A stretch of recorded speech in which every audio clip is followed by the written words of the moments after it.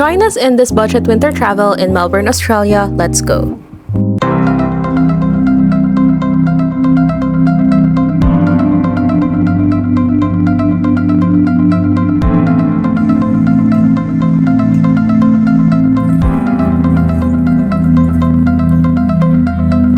We are from Sydney and we decided to take a Jetstar one-way flight for $78 per person. This is not the cheapest option as taking the bus would only cost $65 per person. However, the bus ride's duration is 11 hours as compared to riding a plane which would only last 1 hour and 30 minutes.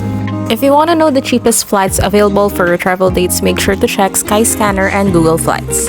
For our accommodation, we used Booking.com to book a 3-person apartment at the heart of Melbourne CBD for $145.15 per night.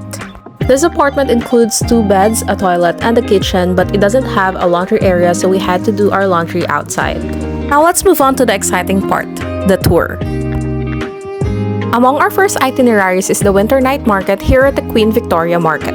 As you can see, there are a lot of people here enjoying shopping, the vibes, and the good food.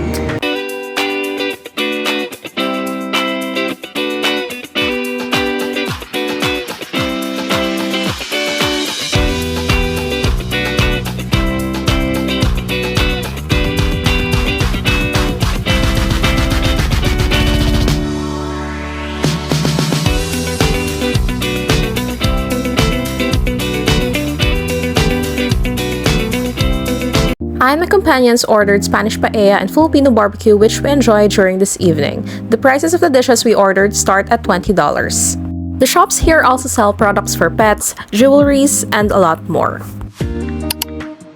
On our second day, we first went to this famous croissant place called Loon for a breakfast. As you can see, they're selling different types of croissants and there's a long customer queue, making it a very busy cafe even early in the morning. We wanted to try most of their croissants and that made our order quite expensive, but their croissant starts at $7.10 while their coffee starts at $5.10. By the way, this is the choc chip cookie which costs $15.50. How is it? It's good. After our breakfast at Loon, we went to the Yarra Valley Dairy to have our cheese tasting. This cheese tasting is part of a $145 per person trip that I booked from Klook. Here we enjoyed tasting different fine artisan cheeses. We collaborate with some of the other artisan cheese makers. So there is 2 other type of cheese here. One from Tasmania, which is a cheddar, and one is from another company in Victoria, which is a blue cheese and made from the buffalo meat. These are all cows and is for all goat cheeses.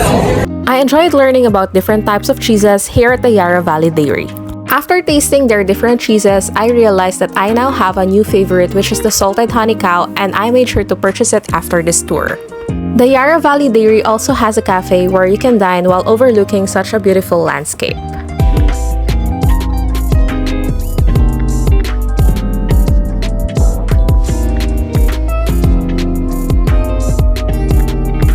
Our next stop in this Klook tour is Shandon.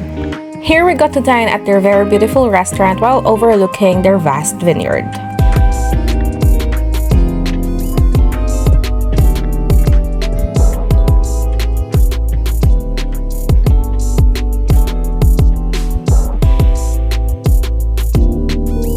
Our third stop for this Klook tour is the Rearing Station, which is Victoria's oldest vineyard. This vineyard was established in 1938. Here we had a wine tasting of the different products of the Rearing Station. I'm not really a wine drinker because I'm allergic to alcohol, but thankfully my cousin had antihistamine and she gave me one. That's why I managed to sip some of their wines so that I won't miss out the fun. Here in this tour, I learned about the 5 S's of wine drinking. First S is sight, second S is smell, third S is swirl, fourth S is sip, and fifth S is savor. The fourth stop of this Klook tour is the Yarra Valley Chocolatery and Ice Creamery.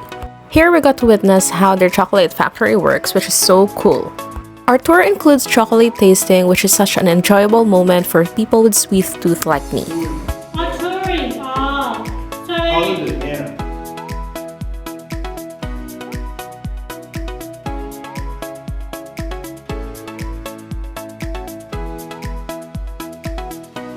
Obviously, we weren't able to leave the shop without purchasing some of these wonderful chocolates. The fifth itinerary of our Klook tour is kangaroo viewing. Our tour guide drove us into this private golf course to have a close encounter with the kangaroos. That sums up our day tour from Klook. Again, this Klook tour includes pick-up and drop-off at Melbourne CBD, cheese tasting at Yarra Valley Dairy, a visit at Shandon, wine tasting at the Yarring Station, chocolate tasting at Yarra Valley Chocolaterie and Ice Creamery, and kangaroo viewing at this golf course. All of these are just for $145 per person. We'd like to thank our tour guide Kurt for making this trip so enjoyable. By the way, riding a tram here in Melbourne CBD is completely free. On day 3, we only got to visit few places due to online work commitments. In the morning, we boarded a tram to 1 Spencer/Burke Street on the way to a famous cafe and restaurant called Higher Ground. We're now here at the Higher Ground, which used to be a power station supplying electricity and hydraulic power to Melbourne from 1894 to 1981. Today, it is among the must-visit food places for tourists. Aside from its beautiful architecture with its 15-meter-high dining room ceilings, this also serves creative and deliciously filling food.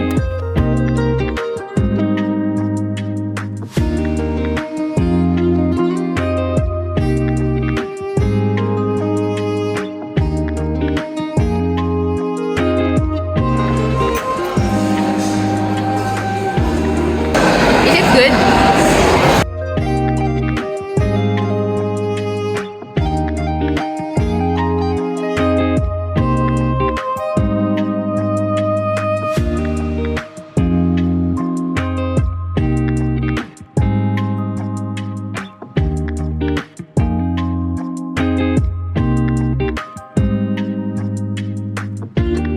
This is not the first time that I've been here to High Ground, and for a lot of times I've always ordered the Spanner Crab Benedict, which is my bias. I really recommend this dish, especially if you are a seafood lover like me. But nevertheless, High Ground serves really good food and drinks, so make sure to come here early because it easily gets filled with customers. Their toasties start at $8.50 while their hot beverages start at $4.50. After our breakfast at the Higher Ground, we went again to the Queen Victoria Market, but this time during the day. The Queen Victoria Market has been serving the people of Melbourne for over 140 years since its official opening in March 1878.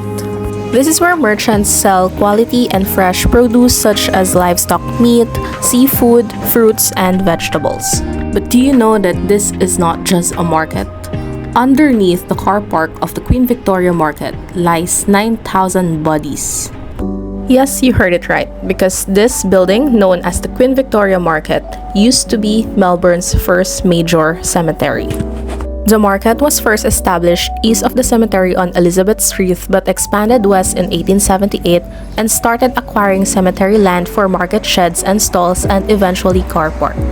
The next time you visit the Queen Victoria Market, remember that this place serves as home to the graves of the early settlers, including Indigenous people and the Europeans who discovered Melbourne.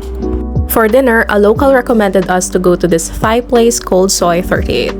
The local told me that this restaurant serves really good Thai food at an affordable price.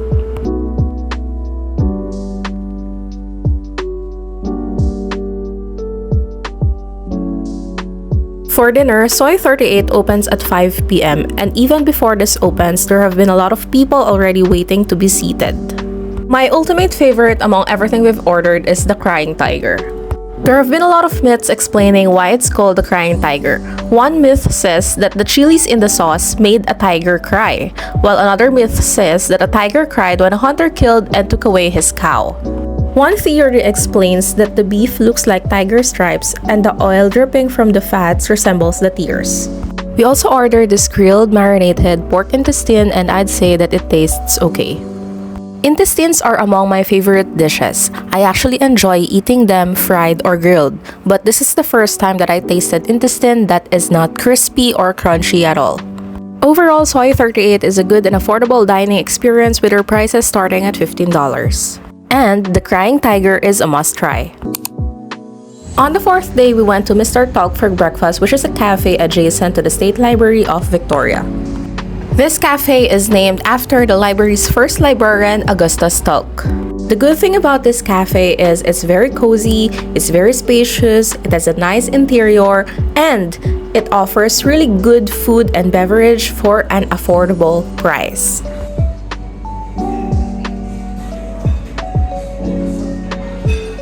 I ordered ham and cheese croissant, and no exaggeration, if only I live in Melbourne, then I would have this for breakfast every day. And even though it's winter, I'm still a lover of cold drinks, so I ordered iced latte for breakfast. My husband ordered hot mocha and he also enjoyed it. Their foods start at $6 while the drinks start at $4. After our breakfast, we proceeded to the State Library of Victoria, which opens from 10 a.m. to 6 p.m. daily. This part of the library is called the Dome. State Library Victoria is Australia's oldest public library and is one of the first free public libraries in the world. It opened as the Melbourne Public Library and is one of the founding institutions in Melbourne. This library was established in 1854, barely 20 years after the city of Melbourne was settled. I, as a child at heart, was very happy with this library's automated doors.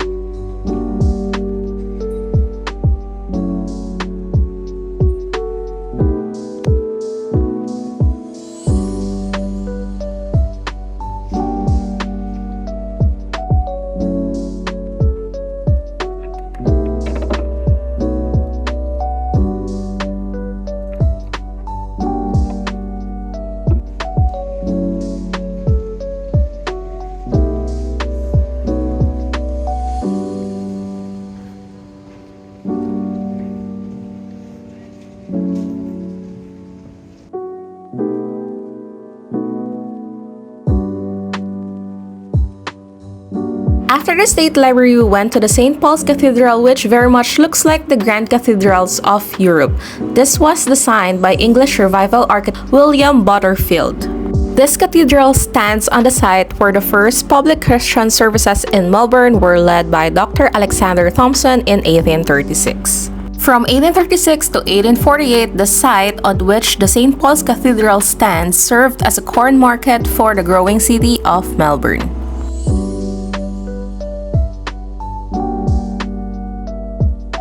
After the St. Paul's Cathedral, we had a quick tour here at Hosier Lane, popular for its graffiti.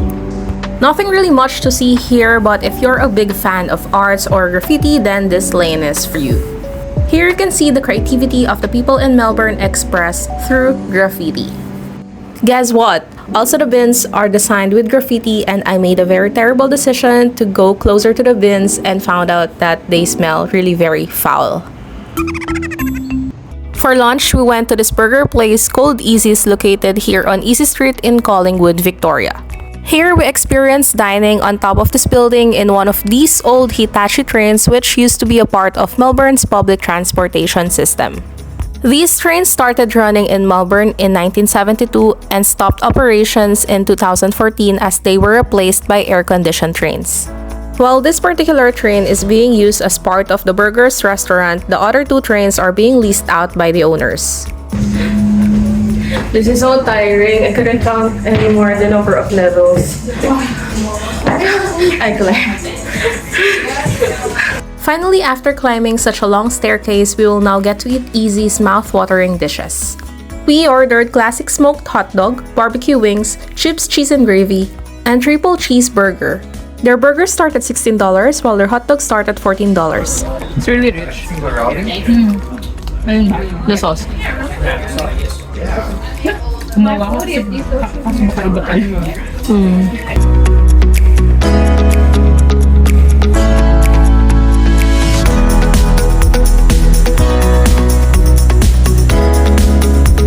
Just to note that Collingwood is already outside the Melbourne CBD, which means this is not anymore a part of the free tram zone.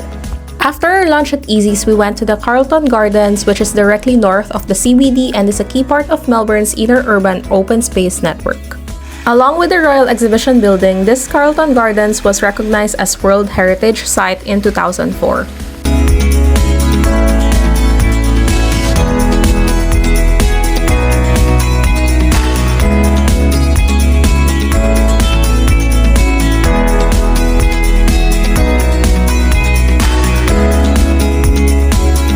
Lastly, we visited the ACMI Museum. ACMI stands for Australian Centre for the Moving Image.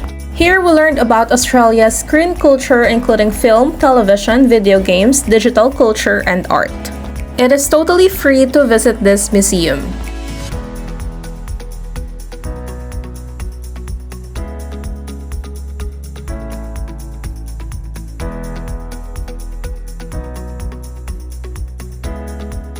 Finally, it's now time to go back to Sydney, so we purchased our return ticket from Jetstar for $141.05 per person. See you next time!